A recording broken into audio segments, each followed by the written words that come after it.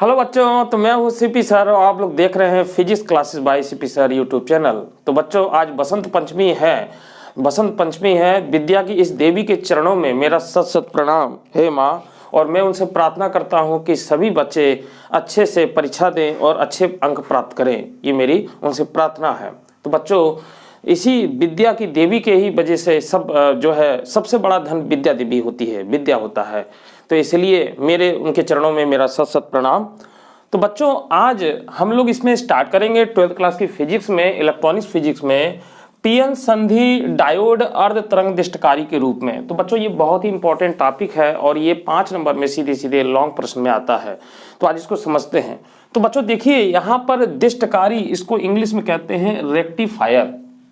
बच्चों, रेक्टिफायर क्या काम करता है कि रेक्टिफायर जो है वो एसी वोल्टेज को यानी एसी को डीसी में कन्वर्ट करता है।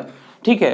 तो बच्चों, यहाँ पर जो पीएन संधि बनाई जा रही है या पीएन जंक्शन डायोड है, ये एक एसी यानी रेक्टिफायर की तरह बिहेव करेगा। तो किस प्रकार से करता है इसको समझते हैं बच्चों। तो इसमें कुछ छोटी छोटी बातें हैं, समझना होगा। तो बच्चों देखिए, सबसे पहले ये जान लेते हैं कि जो पीएन जंक्शन डायोड है वो पी क्षेत्र यानी पी टाइप के चालक और एन टाइप के चालक को जोड़ करके बनाया जाता है।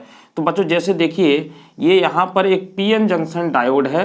यहाँ पर ये 2 क्षेत्र होते हैं, एक पी होता है और एक एन क्षेत्र होता है। ठीक है बच्चों। तो बस इसमें इतना जान लीजिए कि इसका एक जो टर्मिनल है, अगर इसको बैटरी के धन सिरे से जोड़ दें, बैटरी को धन सिरे से जोड़ दें बच्चों, ये पॉजिटिव है और ये नेगेटिव है। तो हम इसको जो कहते हैं, इसको कहते हैं अग्र अभिनत। इसको हम लोग बोलते हैं बच्चों अग्र अभिनत, हिंदी में अग्र अभिनत, यानी इसको फॉरवर्ड बायस, फॉरवर्ड वायस्ड।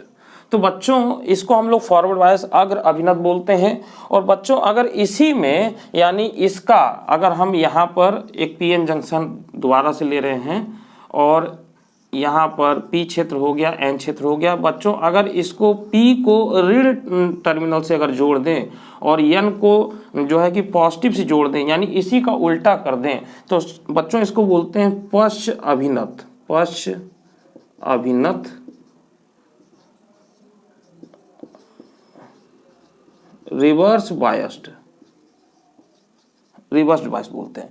तो बच्चों, होता क्या है कि जब हमारा पीएन जंक्शन डायोड अग्र अभिनत में होता है तो इसमें प्रतिरोध का मान बहुत कम होता है और यह इस समय कंडीशन में यह धारा को अनुमत करता है, अलाउ करता है जाने के लिए, यानी पास होने के लिए। परंतु बच्चों, जब हमारा पीएन जंक्शन डायोड यानी पीएन संधि पश्च अभिनत होता है, रिवर्स बायस होता है, तो इस समय जो है प्रतिरोध का मान बहुत उच्च हो जाता है और ये धारा को अनुमत नहीं करता। अब ये जो है कि प्रतिरोध का मान उच्च क्यों होता है? क्योंकि बच्चों, यहाँ पर जो डिप्लीशन लेयर होती है यानी अवक्षय परत होती है, उस समय बहुत ज़्यादा बढ़ जाती है, यानी होल्स और इलेक्ट्रॉन संधि से दूर जाने लग जाते हैं। तो उस कंडीशन में हमारा जो है इसमें प्रतिरोध का मान उच्च हो जाता है, जिसके कारण ये धारा को अनुमत नहीं करता। बस आपको यही चीज इसमें आपको ध्यान रखनी है और इसी से पूरा लिखना है कि ये अग्र अभिनत में यानी फॉरवर्ड बायस्ड में ये धारा को अनुमत करेगा और रिवर्स बायस में ये धारा को अनुमत नहीं करेगा। ठीक है। तो इसके कारण जो है बच्चों, हमको एक दिशी यानी यूनिडायरेक्शनल में प्रत्यावर्ती इनपुट आउटपुट देखने को मिलता है, जो कि हमें दिष्टकारी के रूप में प्राप्त होता है, यानी अर्ध तरंग। अर्ध तरंग का मतलब बच्चों, इसमें रुक रुक के पल्स आती हैं, इसमें जो है अंतरायिक इसमें जो है वो पल्स आती है, रुक रुक के आती है, इसलिए इसको बोलते हैं अर्ध तरंग दिष्टकारी। अब बच्चों, इसको समझते हैं कि इसको कैसे होता है, इसकी क्रियाविधि, वर्किंग, हम पूरा चीज इसको बताते हैं। देखिए, बस आपको ये 2 बातें ध्यान में रखनी होगी जो मैंने आपको बताया है। तो सबसे पहले बच्चों, इसमें देखिए क्या काम करते हैं।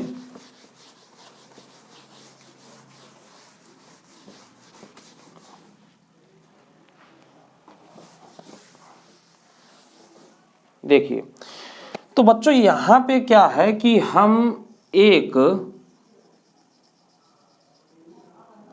जो है यहाँ पर बच्चों एक हम प्रत्यावर्ती धारा या यूं कहेंगे इसको निवेशी वोल्टेज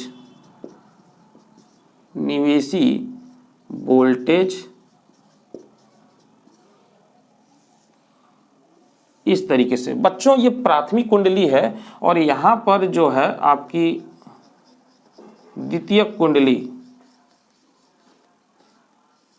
इसका एक सिरा बच्चों देखिए आपके सब सामने हो रहा है, इसका एक सिरा हम S1 लेते हैं और इसका दूसरा सिरा हम लोग S2 लेते हैं। अब बच्चों देखिए ये जो ट्रांसफार्मर है तो ये ट्रांसफार्मर कौन सा हो जाएगा, ऊंचाई ट्रांसफर हो जाएगा, क्योंकि प्राथमिक कुंडली में फेरों की संख्या कम है और द्वितीय कुंडली में फेरों की संख्या ज़्यादा है। तो बच्चों यहाँ से हम निवेशी वोल्टेज दे रहे हैं। अब बच्चों होगा क्या कि यहाँ पर हम जो है एक पीएन संधि डायोड लगाएंगे। मैंने आपको एक बताया था, इसका सिंबल देखिए इस तरीके से होता है, ये पी क्षेत्र होता है और ये एन क्षेत्र होता है। ये जो पट्टी होती है बच्चों ये एन क्षेत्र होता है। अब बच्चों यहाँ से हम क्या काम करेंगे कि यहाँ पर एक ही डायोड लगा रहे हैं। अब यहाँ से हम एक निकाल लेंगे और यहाँ पर एक लोड लगा देंगे बच्चों, एक लोड लगा देंगे ताकि हमें आउटपुट में जो प्राप्त हो, यानी यहाँ से एक टर्मिनल यूं हो गया और एक टर्मिनल यूं हो गया, प्लस माइनस।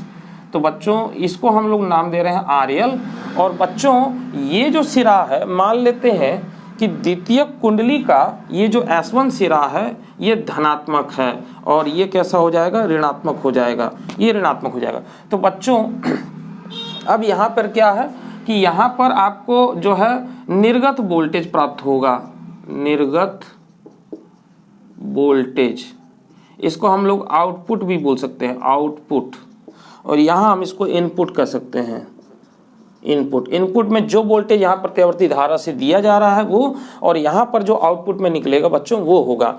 तो बच्चों देखिए होगा क्या यहाँ से कि जब ये देखिए इस समय यहाँ पर इसका जो P सिरा है वो पॉजिटिव से है और ये जो N सिरा है वो आपका इस तरीके से नेगेटिव है। अब बच्चों देखिए हमारे पास जो इसकी साइकिल होती है, तो इसको मैं यहाँ बना देता हूँ इस तरीके से। एक मिनट, थोड़ा सा ये जगह ले रहा है,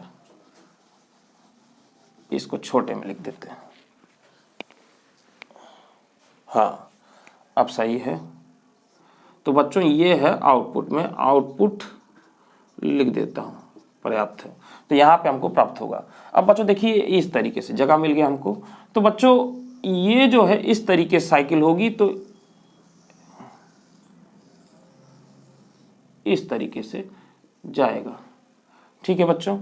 तो अब बच्चों यहाँ ध्यान दीजिए कि ये 0 है और ये आपका T/2 है और ये T है। ठीक है, इस तरीके से फिर ये चलता है।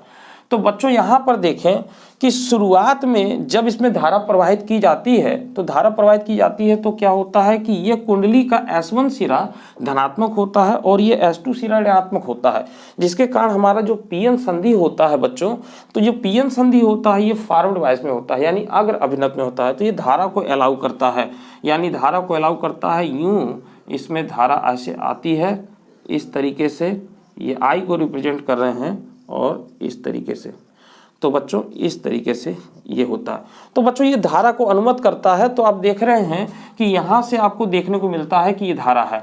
तो बच्चों इसके आधे चक्र में हमको धारा प्राप्त होती है, परंतु बच्चों जैसे ही इसका आधा दूसरा चक्र प्राप्त होता है, तो पहला बच्चों ये चक्र होता है धनात्मक और ये होता है ऋणात्मक। तो इसके धनात्मक आधे चक्र में हमको धारा प्राप्त होती है क्योंकि ये फॉरवर्ड बायस में होता है, परंतु जैसे ही बच्चों ये दूसरा अर्ध चक्र काटती है तो इसके सिरे चेंज हो जाते हैं, यानी अब ये जो है वो S1 जो है वो अब ऋणात्मक हो जाएगा और ये धनात्मक हो जाएगा।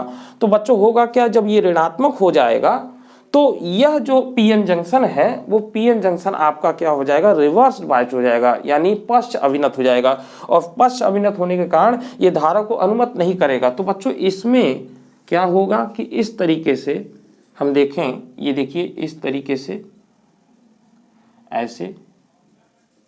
तो बच्चों ये वाला तो इसका मिलता है, परंतु ये वाला हिस्सा इसका कट जाता है, यानी ये वाला फिर मिलता है। तो इस तरीके से बच्चों रुक रुक के आगे आपको मिलता है। देखिए ये वाला मिला, ये वाला कट गया, फिर ये मिला, फिर उसके आगे वाला कट जाएगा। तो इस तरीके से बच्चों हमें एक दिशी में ये जो है निर्गत वोल्टेज प्राप्त होते हैं, ये निर्गत वोल्टेज प्राप्त होते हैं। इसी को बोलते हैं अर्ध तरंग दिष्टकारी। क्योंकि डीसी में क्या होता है बच्चों की एक दिशा में ही हमको प्राप्त होता है, जबकि एसी में आपके ये बदलते रहते हैं, धनात्मक माइनस प्लस इस तरीके से बदलते रहते हैं। तो बात को समझ गए हैं बच्चों। यहाँ पर क्या हो रहा है कि पहली कंडीशन में ये जो है धनात्मक से जुड़ा हुआ है और ऋणात्मक से ये वाला जुड़ा हुआ है। तो पहली कंडीशन में जब धारा प्रवाहित करते हैं तो ये फॉरवर्ड बायस में होता है, यानी आपको यही लिखना है कि पहले S1 सिरा कुंडली द्वितीय कुंडली का S1 सिरा धनात्मक होता है, जिसके कारण पीएन संधि जो है वो आपका फॉरवर्ड वॉइस में होता है, यानी अग्र दिशक में होता है, जिसके कारण ये धारा को अनुमत करता है। तो ये आपका 0 से यहाँ पर ये जो है आपका 90 और 180 डिग्री के बीच में यहाँ पर बच्चों आपको धारा देखने को मिलती है, यानी इसके आधे चक्र में धारा देखने को मिलती है। परंतु जैसे ही ये दूसरा यानी अर्ध चक्र कंप्लीट करता है तो ये ऋणात्मक हो जाता है, तो ये सिरा ऋणात्मक हो जाता है और ये धनात्मक हो जाता है। तो दूसरे जो है कि अर्ध चक्र में इसके ऋणात्मक भाग कट जाते हैं, यानी ये हमको प्राप्त नहीं होते हैं, जिसके कारण ये जो धारा होती है ये हमें रुक रुक के प्राप्त होती है, एक दिशी होती है, और इसी को हम लोग क्या बोलते हैं, अर्ध तरंगदिष्टकारी। ठीक है बच्चों। तो बच्चों फुल वेव रेक्टिफायर यानी ये हाफ वेव रेक्टिफायर है, अगर फुल वेव रेक्टिफायर प्राप्त करना होगा तो उसके लिए क्या करना होगा, एक पीएन जंक्शन डायोड हम लोग यहाँ पे भी लगा देंगे, तब हमको ये पूरा प्राप्त होगा। क्योंकि एक बदलेगा तो दूसरा धनात्मक आएगा, एक दूसरा ऋणात्मक होगा तो पहला धनात्मक हो जाएगा। तो ये आगे की कड़ी में हम आपको बताएंगे। तो बच्चों ये वीडियो आपको कैसा लगा, अगर अच्छा लगा तो इसके लिए लाइक करिए और सब्सक्राइब करिए और जो है इसको शेयर भी कीजिए। ठीक है बच्चों, तो अगली वीडियो में हम लोग फिर मिलेंगे और फुल वेव रेक्टिफायर के बारे में बात करेंगे। तब तक के लिए मुझे इजाजत, धन्यवाद।